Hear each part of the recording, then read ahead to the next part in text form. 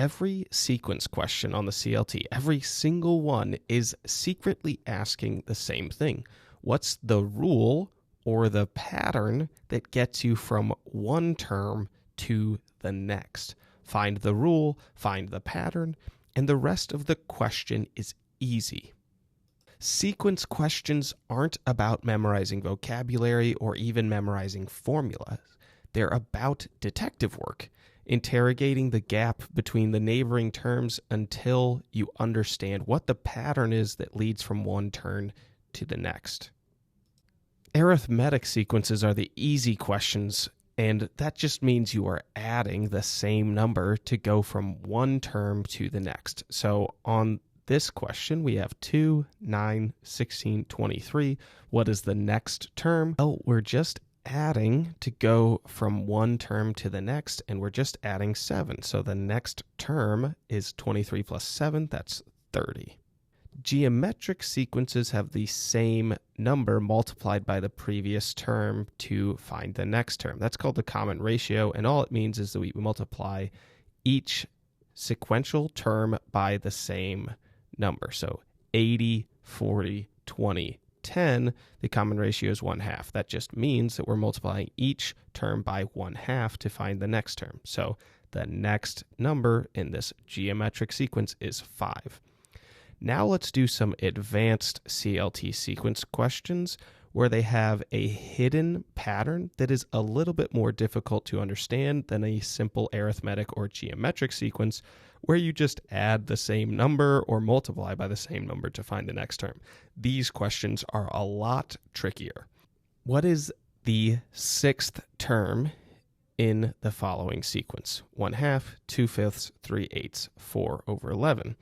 Well, the numerator is increasing by 1. The denominator is increasing by 3. The 5th term is the next term, and so that would be 5/14. The 6th term just adds 1 to the numerator and 3 to the denominator, so we'd have 6/17. Now for an even harder question, -1x, -1/9, 1/16, -1/25, +1/36. What is the value of x in this sequence? Now, this is a hidden pattern question that is similar to something you might see on the CLT. The first term is -1, then we have the missing term, then we have -1/9, +1/16, -1/25, and so on.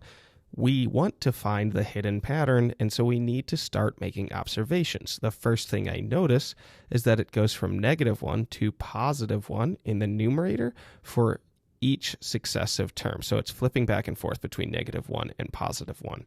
So I think that x is going to have +1 in its numerator. What is the denominator? Spoiler alert, it is 4, but how do we figure that out? Well, there are a couple of ways we could figure that out. First, you could observe the pattern in the denominator. To go from the final term to the second to last term, you would subtract 11. That's 36 to 25. Then to go from 25 back to 16, you would subtract 9. Then to go back from 16 to 9, you would subtract 7.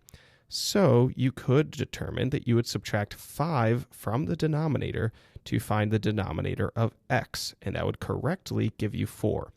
Or you could notice that the denominator is also each successive integer squared. So 1 squared, 2 squared, 3 squared, 4 squared, 5 squared.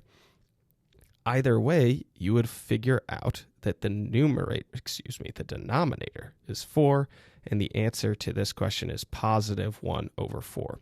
Remember, the key to sequence questions, even the most difficult ones, is to identify a pattern and then use that pattern to find the correct answer.